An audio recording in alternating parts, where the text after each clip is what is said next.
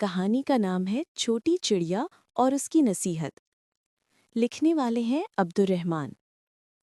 ایک شخص نے چڑیا پکڑنے کے لیے جال بچھایا۔ اتفاق سے ایک چڑیا اس میں پھنس گئی اور شکاری نے اسے پکڑ لیا۔ چڑیا نے اس سے کہا، اے انسان، تم نے کئی ہرن، بکرے اور مرغ وغیرہ کھائے ہیں۔ ان چیزوں کے مقابلے میں میری کیا حقیقت ہے؟ ذرا سا گوشت میرے جسم میں ہے، اس سے تمہارا کیا بنے گا؟ تمہارا تو پیٹ بھی نہیں بھرے گا۔ لیکن اگر تم مجھے آزاد کر دو تو میں تمہیں 3 نصیحتیں کروں گی جن پر عمل کرنا تمہارے لیے بہت مفید ہوگا۔ ان میں سے ایک نصیحت تمہیں ابھی کروں گی، جبکہ دوسری اس وقت جب تم مجھے چھوڑ دو گے اور میں دیوار پر جا بیٹھوں گی۔ اس کے بعد تیسری اور آخری نصیحت اس وقت کروں گی جب دیوار سے اڑ کر سامنے درخت کی شاخ پر جا بیٹھوں گی۔ اس شخص کے دل میں تجسس پیدا ہوا کہ نہ جانے چڑیا کیا فائدے مند نصیحتیں کرے گی۔ اس نے چڑیا کی بات مانتے ہوئے اس سے کہا، تم مجھے پہلی نصیحت کرو، پھر میں تمہیں چھوڑ دوں گا۔ چنانچہ چڑیا نے کہا، میری پہلی نصیحت یہ ہے کہ جو بات کبھی نہیں ہو سکتی اس کا یقین مت کرنا۔ یہ سن کر اس آدمی نے چڑیا کو چھوڑ دیا اور وہ سامنے دیوار پر جا بیٹھی، پھر بولی، میری دوسری نصیحت یہ ہے کہ جو بات ہو جائے اس کا غم نہ کرنا۔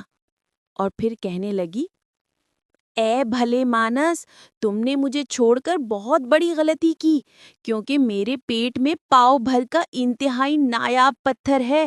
اگر تم مجھے ذبح کرتے اور میرے پیٹ سے اس موتی کو نکال لیتے تو اس کو فروخت کرنے سے تمہیں اتنی دولت حاصل ہوتی کہ تمہاری آنے والی کئی نسلیں کے لیے کافی ہوتی اور تم بہت بڑے رئیس ہو جاتے۔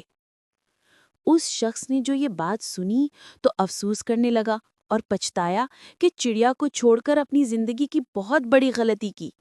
اگر اسے نہ چھوڑتا تو میری نسلیں سنور جاتی۔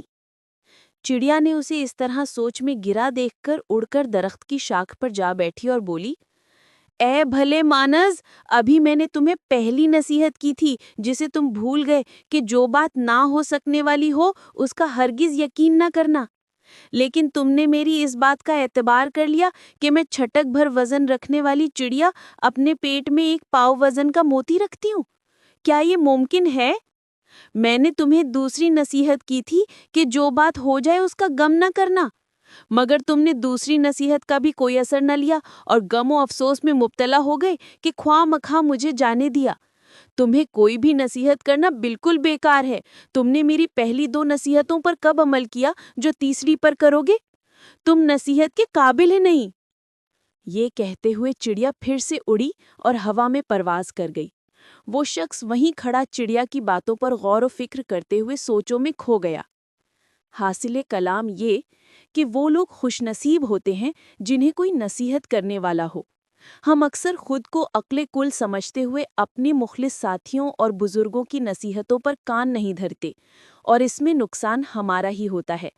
یہ نصیحتیں صرف کہنے کی باتیں نہیں ہوتیں، بلکہ دانائی اور دوسروں کے تجربوں سے حاصل ہونے والے انمول اثاثے ہیں، جو یقیناً ہمارے لیے مشعل راہ ثابت ہو سکتے ہیں اگر ہم ان پر عمل کریں۔